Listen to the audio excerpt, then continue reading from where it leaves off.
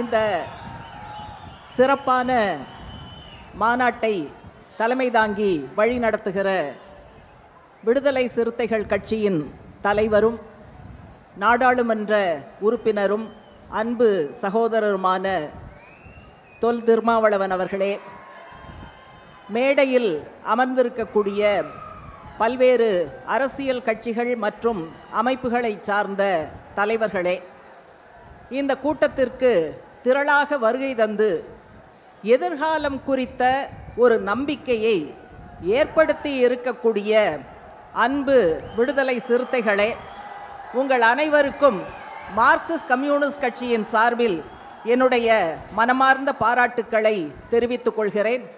இன்றைய காலகட்டத்தில் ஒரு பற்றி எரிகிற பிரச்சனையாக மதுபோதை என்பது இருக்கிறது.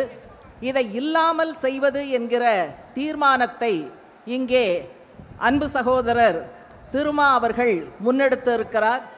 அவர் சொன்னதற்கிணங்க அதை நடத்தி காட்டுவோம் என்கிற அடிப்படையில் இங்கு பல்லாயிரக்கணக்கானவர்கள் கூடியிருக்கிறீர்கள்.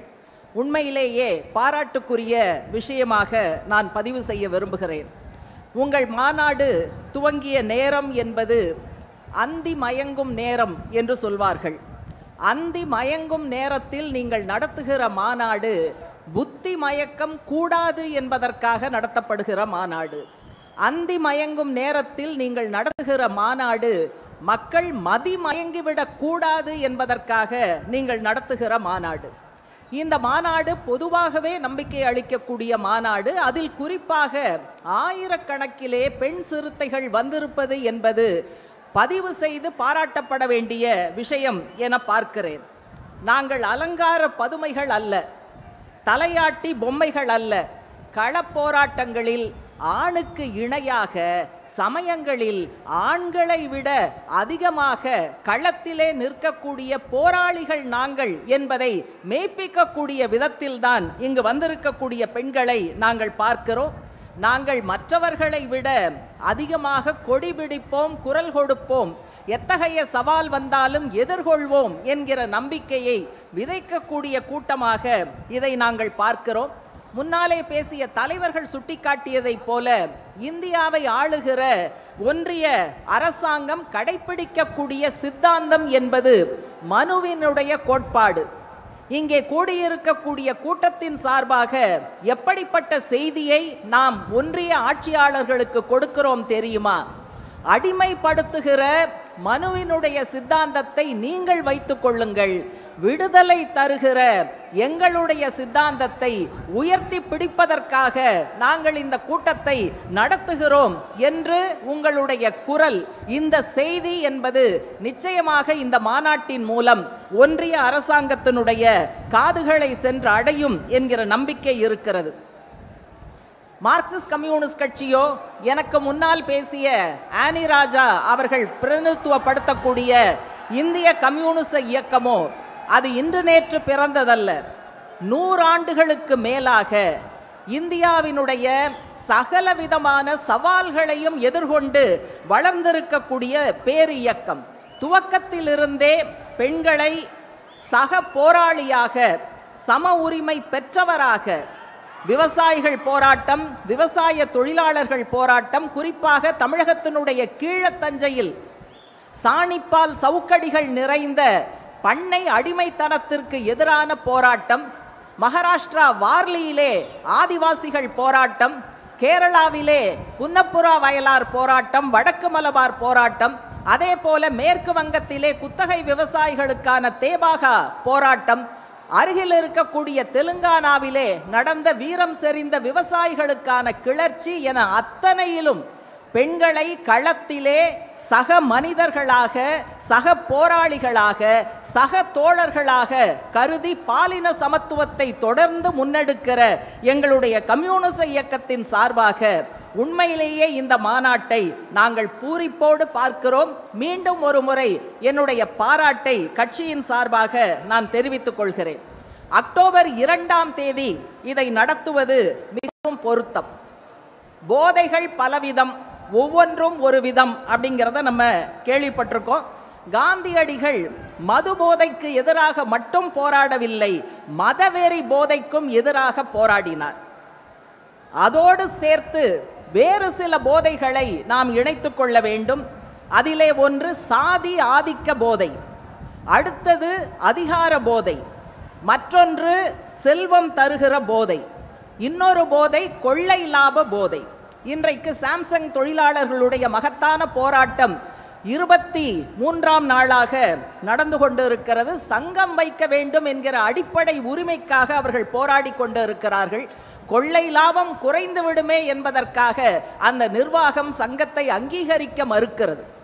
எனவே கொள்ளை லாபம் தருகிற போதை கூட இன்றைக்கு அழிக்க வேண்டிய ஒரு போதையாக நாம் பார்க்க வேண்டும். எனக்கு முன்னாலே பேசிய தலைவர்கள் இந்த போதையினுடைய சகலவிதமான தீங்குகள், பாதிப்புகள், சமூகத்தினுடைய ஒவ்வொரு அங்கத்தையும் இந்த போதை பழக்கம் எப்படி சிதைத்து போடுகிறது, எப்படி நாசப்படுத்துகிறது என்பதையெல்லாம் சொல்லி இருக்கிறார்கள். ஏராளமான புள்ளி விவரங்கள், வன்முறைக்கு போதை பழக்கம் எப்படி தூண்டுகிறது என்பன போன்ற பல்வேறு செய்திகளை சொல்லி இருக்கிறார்கள். இந்த பாதிப்புகளில் பெண்கள் சந்திக்கக்கூடிய பாதிப்பு என்பது அதிகமானது என நான் சுட்டிக்காட்ட விரும்புகிறேன்.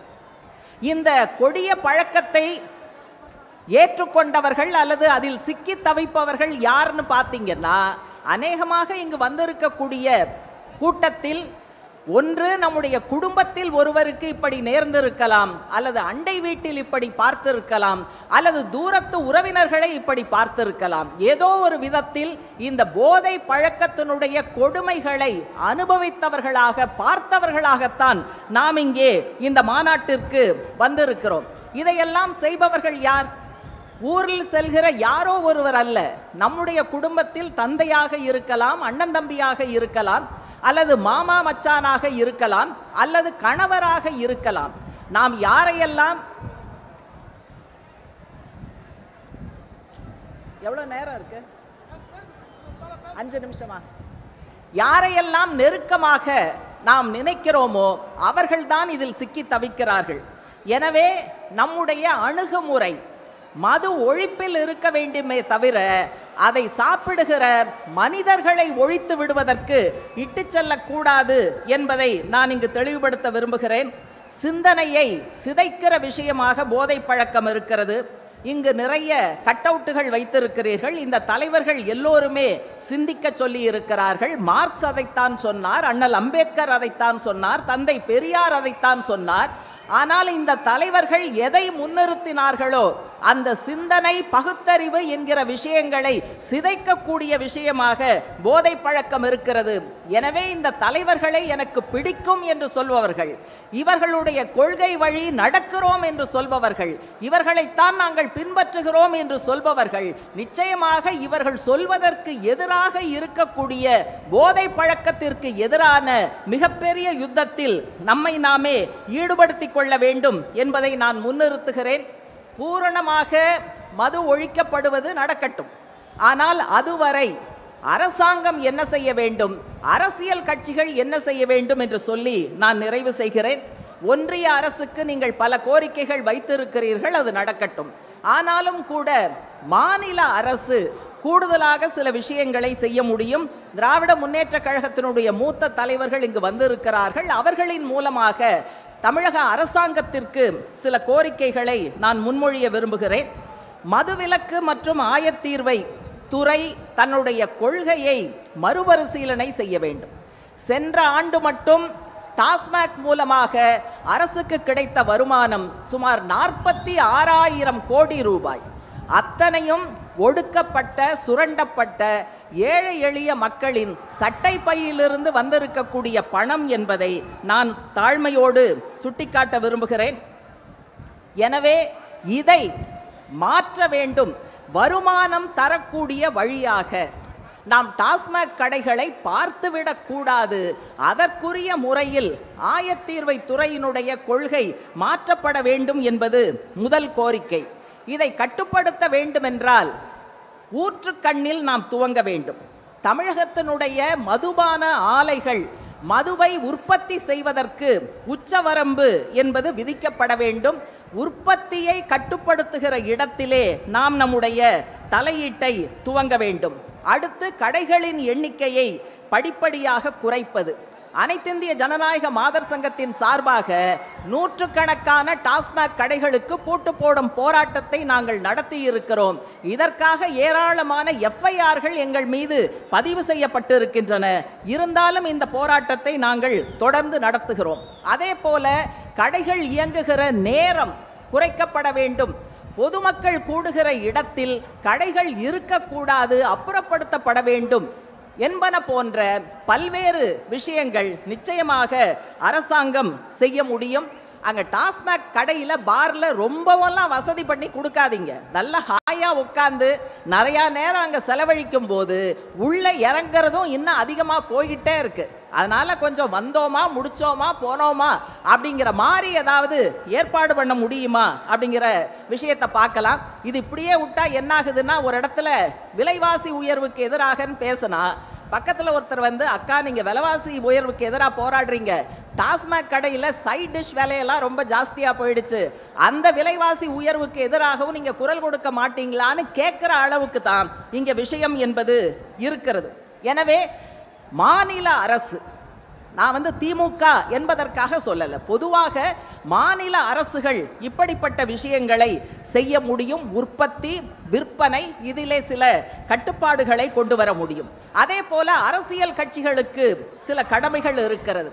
அரசியல் கட்சிகள் அத்தனை பேரும் சில பிரகடனங்களை வெளிப்படையாக மக்கள் மத்தியில் செய்ய வேண்டும் என்று நான் எதிர்பார்க்கிறேன், எங்களுடைய கட்சி உள்பட.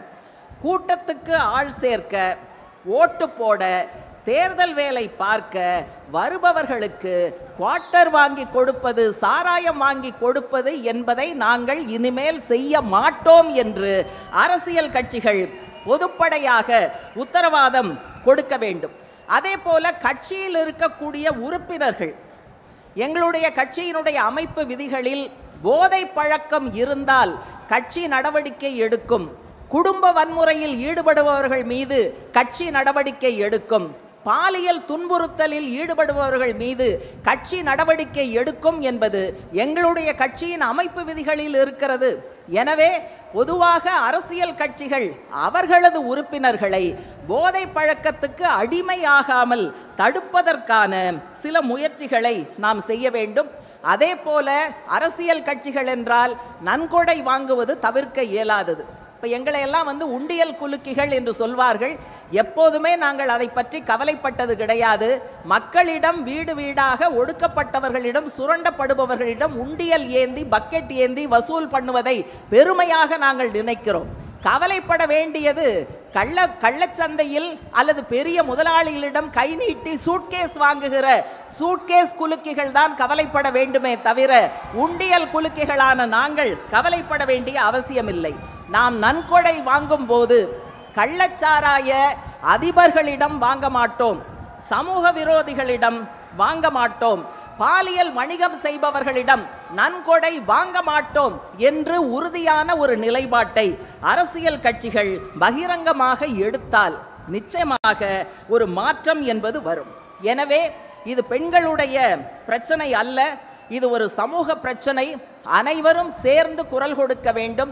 மார்க்சிஸ்ட் கம்யூனிஸ்ட் கட்சியை பொறுத்தவரை ஒரு போதையில்லா தமிழகத்தை இன்று இல்லாவிட்டாலும் நாளை உருவாக்குவதற்கான அனைத்து போராட்டங்களிலும் முன்வரிசையில் நின்று கலந்து கொள்வோம்.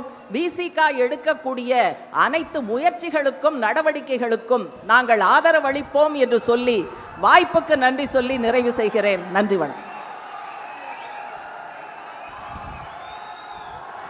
இந்த மேடைக்கு இடதுபுறம் இருக்க தம்பிங்க தயவுசெய்து மேலே ஏறாதீங்க, கம்பியை பிடிக்காதீங்க, அது கீழே விழுந்துடும்.